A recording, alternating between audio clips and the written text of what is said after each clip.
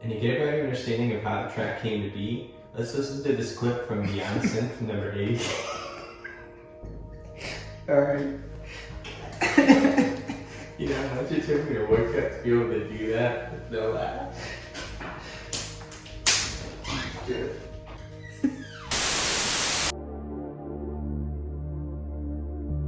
Welcome back to After the Midnight. This week we're discussing track 5 off of Endless Summer, Synthetic. And to get a better understanding of how this track came to be, let's listen to this clip from Beyond Synth number 89. Synthetic was the one song that I actually sing on the album. I don't know if I think most people know that just because it's a different voice, but not everyone knows, so I'll just clarify. But yeah, that song was written a while ago. You will notice that the writing style is slightly different just because me and Tyler come from different worlds. And Denmark, that's how I write, the Denmark sound.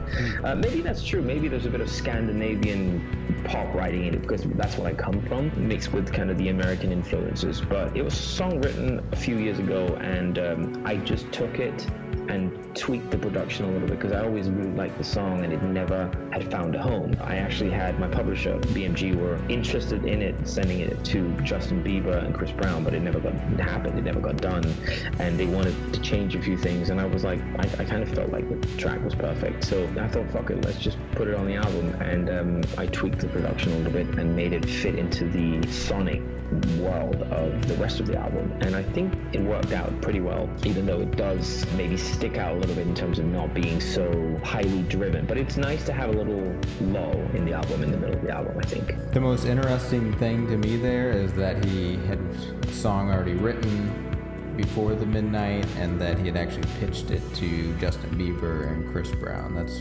really cool, and I'm super glad that neither of them took it because I love the way Tim handled this song. I've always just admired that aspect of this song, just to know that history, because I've known it for a while, just to show that is, you know, where Tim started. It's often forgotten if you're a Midnight fan, but it's like he spent years writing songs for other artists, and to hear this one and, you know, as we dive into the lyrics and stuff, how descriptive it is and how emotional it is and how good of a singer Tim is too, is just, it's really, really mind-blowing, and I'm glad that they found a spot for it on this album. It was like his baby. He liked the way it was and didn't even want it to change to get it into, you know, one of these big pop stars' discography.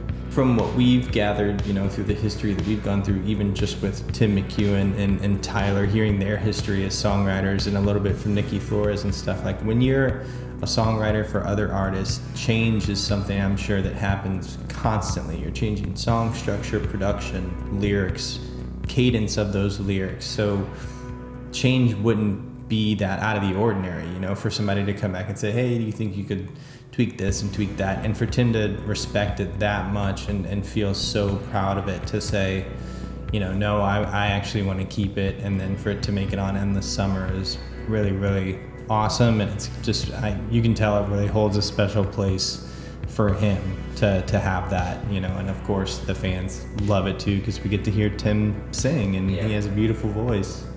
Yeah, what's interesting about that is whenever I first got into the Midnight, you know, I just had them on shuffle on a big playlist, and I just heard this song over and over. I never even put together that it was a different voice until, I don't know, many listens later. I was like, this doesn't sound like Tyler, and then I did some research and figured out that it was Tim. Honestly, I listened to the Midnight on shuffle a lot, and it came on, and I thought it was a different artist for a second, because just like the structure, the production, all that stuff is a lot different than anything else that we've really heard up to this point. I mean, like, you know, Tim said in that clip, there's definitely elements, and he definitely molded some things to fit the sound of this album, but it's a huge departure. I mean, it's got a lot more contemporary pop influences, I think, to it. But yeah, it's just cool to hear that he believed in something that much, you know, through so many years, to have it see the light of day on Endless Summer. Yeah. One of the Midnight's biggest releases. Happy 5th anniversary to Endless Summer too, by the way. How awesome is that? 5 years. That's awesome. So with that, let's just get into the listen. And just to remind you guys, we have the stems. So those are the individual track by track breakdowns. So you'll probably hear some fade ins, fade outs, things like that. We're going to highlight different parts of the song so that you get a better understanding of kind of what went into the production and everything like that. So be listening for that. Yeah. Here we go. Here's the ethereal pad. Yeah. Been trying to move on, been black and blue. Trying to turn the old into something new. You found somebody, I found someone too. She got everything I need, yeah, but she's not you.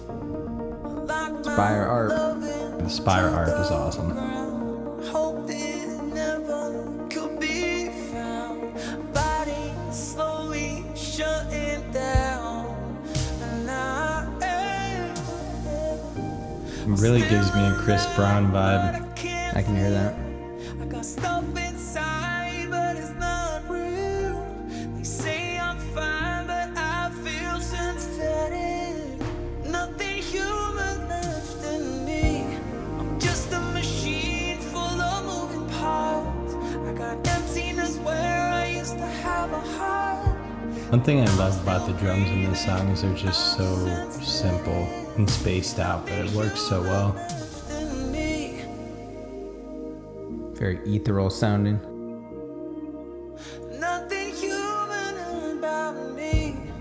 No emotion, just auto-tune. I like that line. No emotion, just auto-tune. Me too. Maybe I died and I kept moving in the body made from plastic and glue. I locked my love in. I like the theme of, almost being a robot because you're so hurt. Slowly shutting down. Here's the brass pad. That's my favorite part, I think. I love those chords. Say I'm fine, but I feel synthetic. Nothing human left in me. I'm just a machine full of moving parts. I got emptiness where I used to have a heart. I'm still breathing, but I'm synthetic. Nothing human left in me. Chorus is so big. Yeah.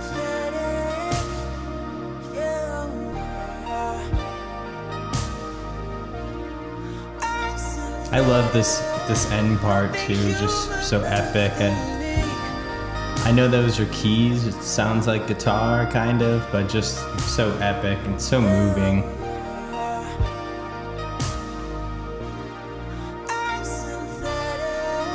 Nothing human left in me.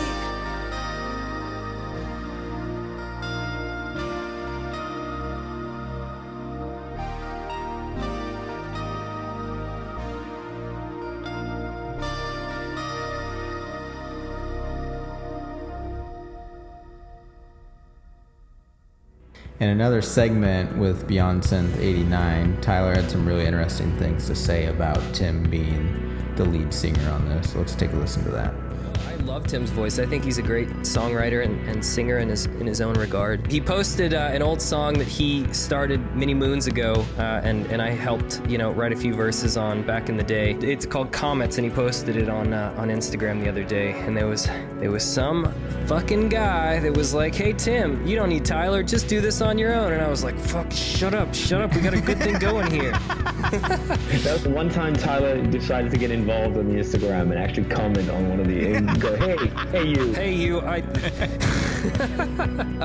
think Tim's a great songwriter. I try and earn my keep with my lyrical wizardry, which really just means that I read a lot of weird books and try and keep Tim happy by writing quickly and pretty. That's what I'm trying to do. Just trying to dance around with my feathers. Oh my God, I sound like a benevolent dictator right now.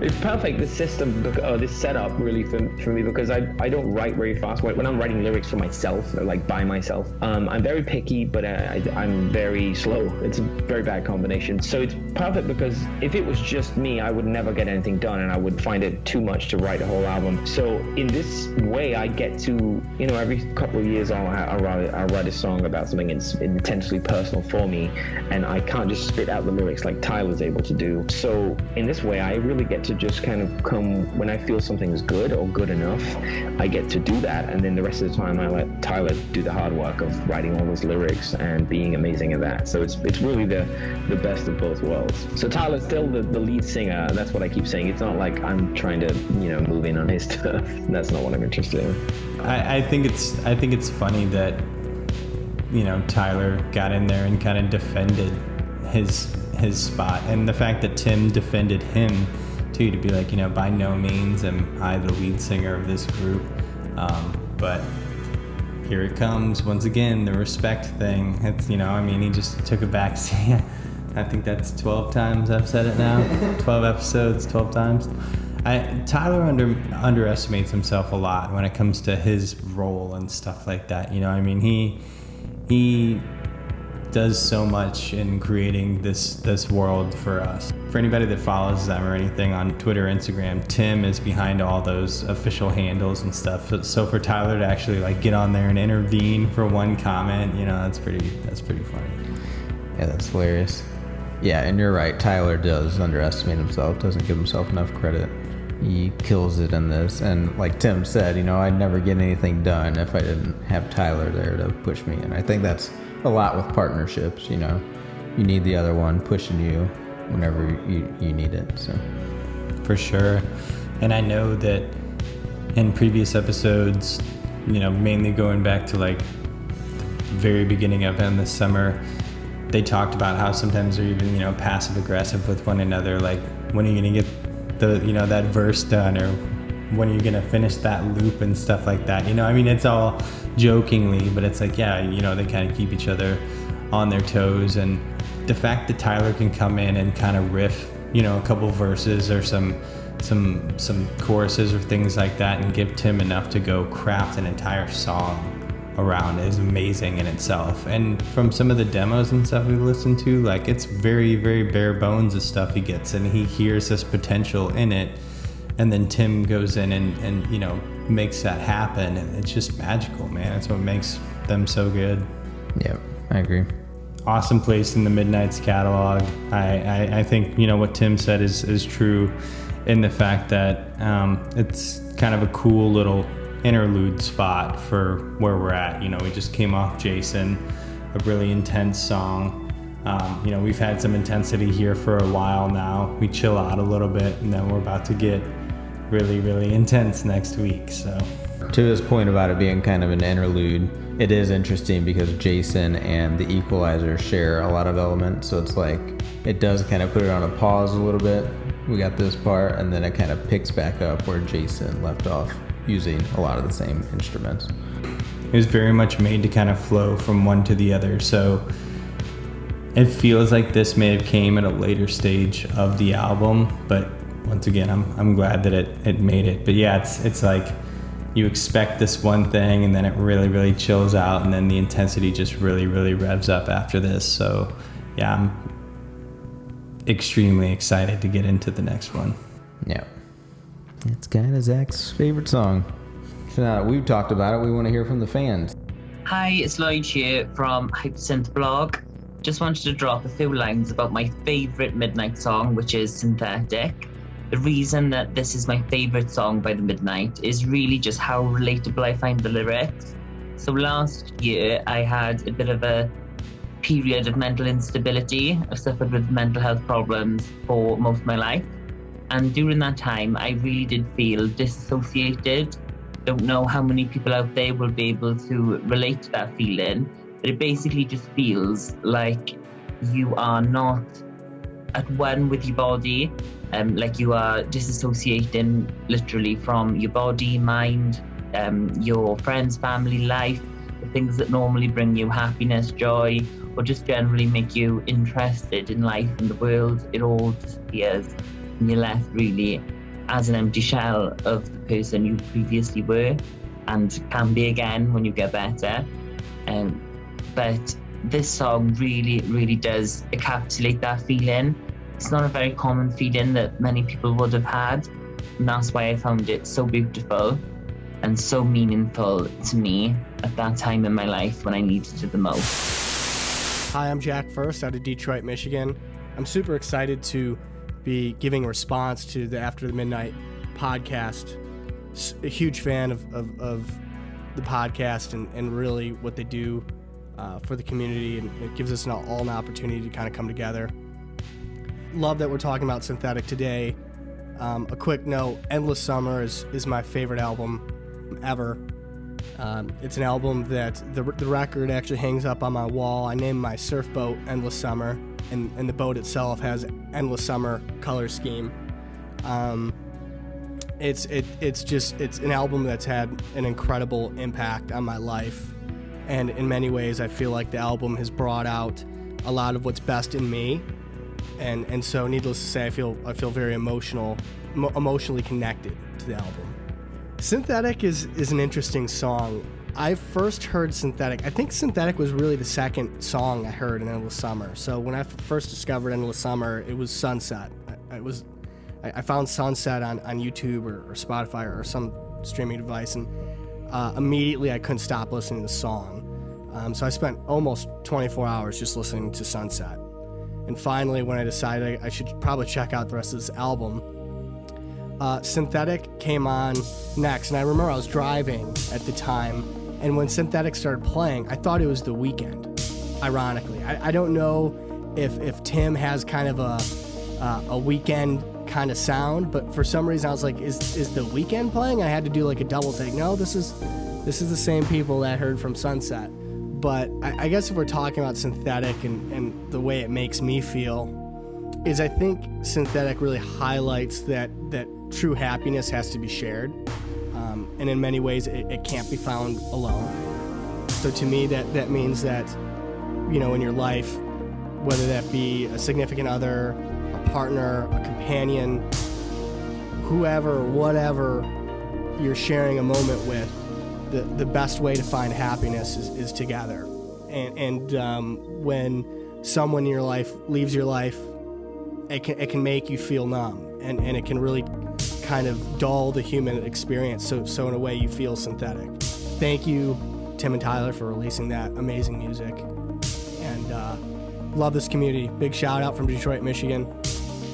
So that was Synthetic, a fan favorite for many reasons.